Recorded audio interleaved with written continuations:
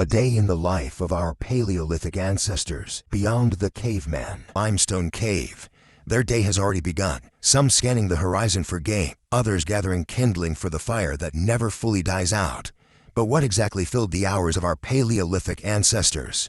The popular image of cavemen dragging women by the hair and clubbing mammoths hardly captures the complexity of their daily existence. So how did they spend their waking hours when survival was a full-time occupation?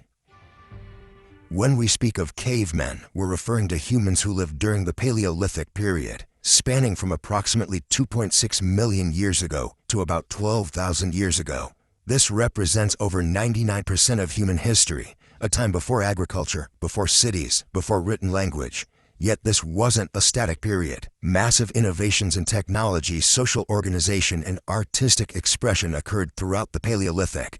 Our understanding of daily life during this era comes from multiple lines of evidence. Archaeological sites preserve stone tools, hearths, food remains, and occasionally more perishable items like textiles or wooden implements. Cave art and portable artifacts provide glimpses into their symbolic world. Ethnographic studies of recent hunter-gatherer societies offer additional insights, though we must be cautious about direct comparisons across such vast time spans. The Paleolithic wasn't a monolithic experience. It varied dramatically by region, climate, and time period. Early Homo habilis living in Africa 2 million years ago had a profoundly different daily experience than Cro-Magnon humans painting the caves of France 20,000 years ago. Climate was perhaps the most significant factor determining daily routines. During the Ice Ages, when much of northern Europe and Asia was covered in glaciers, survival demanded different strategies than in warmer periods or regions. Groups living near coasts or rivers developed fishing technologies, while those in forests or grasslands focused on different prey and plant resources. What unites all Paleolithic peoples is their lifestyle as hunter-gatherers, acquiring food through a combination of hunting animals and gathering wild plants. So let's step back in time and examine what filled the hours, days, and seasons of our Paleolithic ancestors.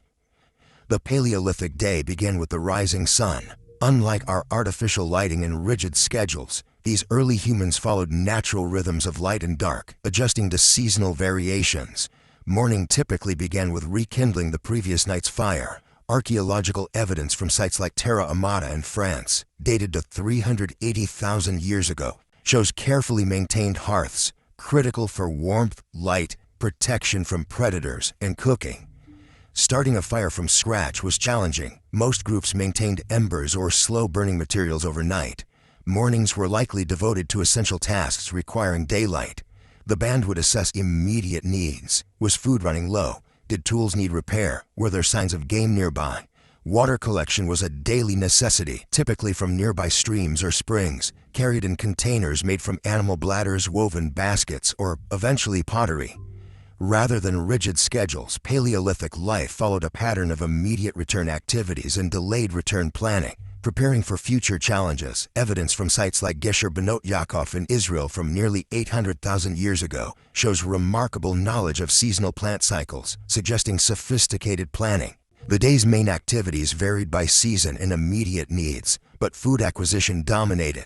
Adult males often focused on hunting, especially larger game, while women typically gathered plant foods and hunted smaller animals. However, this division wasn't rigid. Archaeological evidence suggests considerable flexibility in gender roles. Midday might include food preparation, tool maintenance, or rest during intense heat.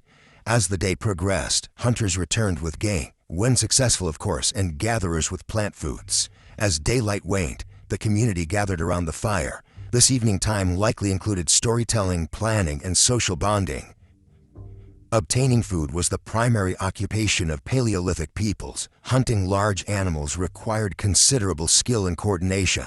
Early humans likely began as opportunistic scavengers, but by 500,000 years ago at sites like Boxgrove in England, we see evidence of organized hunting. A horse shoulder blade from this site bears a clear spear wound, demonstrating direct hunting rather than scavenging. Early Paleolithic hunters used simple hand axes and wooden spears. By 400,000 years ago, humans at Schöning in Germany were crafting sophisticated wooden spears perfectly balanced for throwing. The introduction of spear throwers around 30,000 years ago dramatically increased range and power, while bow and arrow technology appeared in some regions by 20,000 years ago. Hunting wasn't always successful, making plant gathering the more reliable food source. Archaeological evidence shows Paleolithic people consumed a wide variety of plant foods: tubers, fruits, nuts, seeds, and leafy greens. Studies of dental calculus from Paleolithic teeth reveal traces of numerous plant species, including various medicinal plants. Plant gathering required extensive knowledge of growth cycles, habitats, and processing techniques. This knowledge was likely passed down through generations, creating sophisticated ecological understanding. The Paleolithic site at Coster in Illinois, dated to approximately 9,000 years ago, shows evidence of fishing using nets and hooks crafted from bone. Seasonal variation dictated rhythms of food acquisition. Spring might focus on gathering eggs and fresh greens, summer on berries and hunting young animals, autumn on nuts and preparing for winter, while winter often relied more heavily on stored foods and hunting. Food storage technologies were limited but crucial. Some groups dried meat to create early forms of jerky. Underground storage pits preserved certain foods in cooler temperatures. In colder regions, freezing provided natural preservation. The Paleolithic diet was remarkably diverse, much more so than early agricultural diets that followed. Analysis of bones from Paleolithic humans shows generally good nutrition with fewer deficiencies than their agricultural descendants. One crucial innovation was cooking. While the exact timing is debated, control of fire for cooking dates to at least 400,000 years ago. With some evidence suggesting much earlier origins, cooking made many foods more digestible, releasing more calories and neutralizing natural toxins in some plants. Paleolithic humans spent considerable time manufacturing and maintaining tools. Tool-making wasn't occasional but constant. Stone tools dulled with use and required regular resharpening or replacement. A skilled knapper could produce a functional cutting edge in minutes, but more complex tools required hours of careful work. The evolution of stone tool technology reveals increasing sophistication. The earliest Oldowan tools were simple stone cobbles with flakes removed to create a crude cutting edge. By 1.76 million years ago, Acheulean hand axes demonstrate careful bifacial flaking and symmetrical design. The Middle Paleolithic introduced levallois technique, allowing more control over the size and shape of stone flakes. The Upper Paleolithic, beginning around 50,000 to 40,000 years ago, saw an explosion of specialized tools: burins for engraving, scrapers for hide preparation, awls for puncturing, and projectile points for hunting. These weren't made by trial and error, but reflected sophisticated understanding of stone mechanics and intended functions. Tool materials extended beyond stone. Wood was undoubtedly the most common material, though it rarely preserves in archaeological sites. Remarkable exceptions include wooden spears and a yew-wood spear tip from Clacton-on-Sea. These show careful shaping with the wood's natural properties considered in the design. Bone, antler, and ivory became increasingly important in the Upper Paleolithic. These materials could be carved into fish hooks, needles, harpoons, and decorative items. Antler was particularly valued for its combination of strength and flexibility. Food processing tools included grinding stones for seeds, pounding tools for tough plant foods, and specialized cutting implements for butchery. Experiments show that stone tools could efficiently butcher even large animals like elephants, though the process was time-consuming. Containers were essential technology. Early humans likely used natural containers like gourds, shells, or animal bladders. By the Upper Paleolithic, evidence suggests the use of woven baskets and sewn hide bags. The earliest pottery appears by around 20,000 years ago in China. Clothing technology evolved with climatic challenges. During colder periods, hide preparation was essential. Stone scrapers removed fat and tissue from hides, while bone awls and needles allowed for sewing. Where did Paleolithic humans actually live? Despite the caveman stereotype, caves were just one housing option among many. Natural shelters like caves and rock overhangs were indeed used when available, especially in regions with harsh weather. Famous cave sites like Lascaux or Altamira preserve evidence of extensive occupation. However, caves suitable for habitation were relatively rare, and evidence suggests they were often used seasonally rather than year-round. The archaeological record reveals various constructed shelters. At Terra Amata in France, archaeologists found traces of oval huts approximately 8 to 15 meters long, supported by wooden posts. At Mezhirich in Ukraine, 15,000 years ago, mammoth bones were arranged in circular patterns to create dwelling foundations, likely covered with hides. Inside these shelters, space was organized for different activities. Hearths typically form the central focus, with evidence of sleeping areas, tool-making spaces, and food processing zones arranged around them. Home maintenance required ongoing work. Fire needed constant attention. Shelters required repair after weather damage, and living areas needed periodic cleaning. At some sites, archaeologists have identified distinct dumping areas where refuse was deposited away from living spaces. Child rearing was integrated into daily life. Unlike modern society's age segregation, Paleolithic children likely observed and participated in adult activities from an early age. Personal hygiene is harder to trace archaeologically, but ethnographic studies of hunter-gatherers suggest regular practices, including dental cleaning with fibrous plants and bathing in available water sources. Home life also included care for ill or injured individuals. Several Paleolithic skeletons show evidence of healed serious injuries or long-term disabilities, indicating community support for those unable to contribute fully to subsistence activities. Contrary to popular portrayals of primitive existence, Paleolithic social life was rich and complex. The basic social unit was the band, typically 20 to 30 individuals consisting of several related families. These bands weren't isolated. Archaeological evidence shows regular interaction between groups. Exotic materials found far from their sources indicate trade networks spanning hundreds of miles. Social bonds were maintained through various activities. Sharing food was fundamental, creating reciprocal obligations. Evidence from sites like Dolny Vostanich 29,000 years ago shows large hearths capable of cooking enough food for substantial gatherings, suggesting communal feasting events. Art played a crucial role in Paleolithic social life.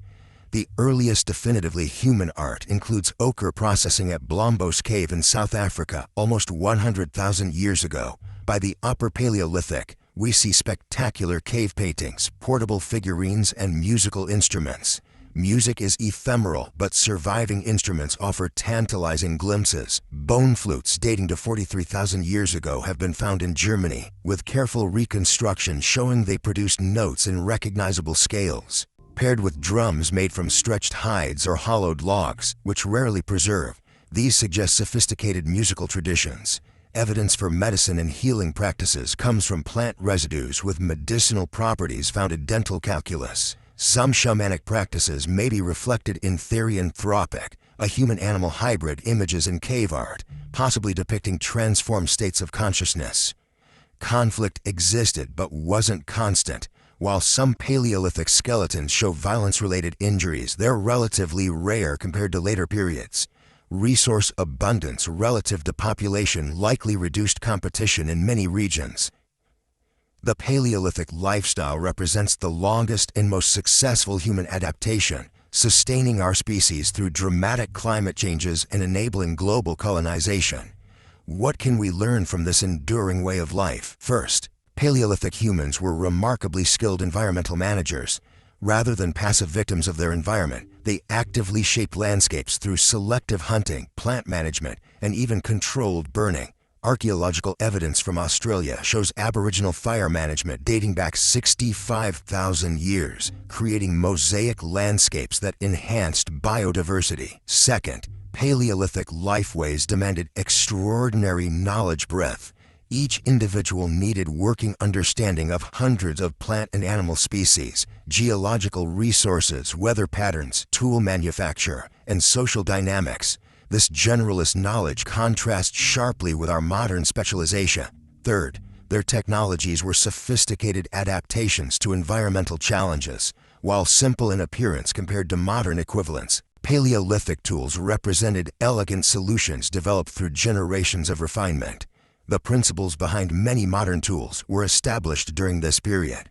Perhaps most significantly, the Paleolithic period saw the emergence of symbolic expression, abstract thinking, and cultural complexity that defines humanity. The Paleolithic wasn't a primitive prelude to civilization, but a highly successful and sustainable adaptation. For over 99% of human history, this lifestyle maintained population balance with resources and supported rich cultural traditions, achievements worth considering as we face our own environmental challenges.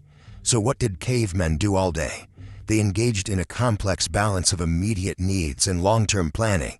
They manufactured and maintained essential technologies. They acquired, processed, and shared food. They created and repaired shelters. They taught their children practical and cultural knowledge. They developed art, music, and symbolic systems. They maintained social bonds within and between groups. They adapted to environmental challenges through innovation and mobility. When we look at the archaeological record with fresh eyes, we see not primitive ancestors but innovative humans facing environmental challenges with creativity and resilience. Their solutions, from sophisticated hunting technologies to symbolic art, laid the foundations for all subsequent human achievements. The next time you imagine a caveman, consider not a fur-clad brute but a skilled technologist, a knowledgeable botanist, an innovative artist, and a cooperative community member, all rolled into one remarkably adaptable human, not so different from ourselves.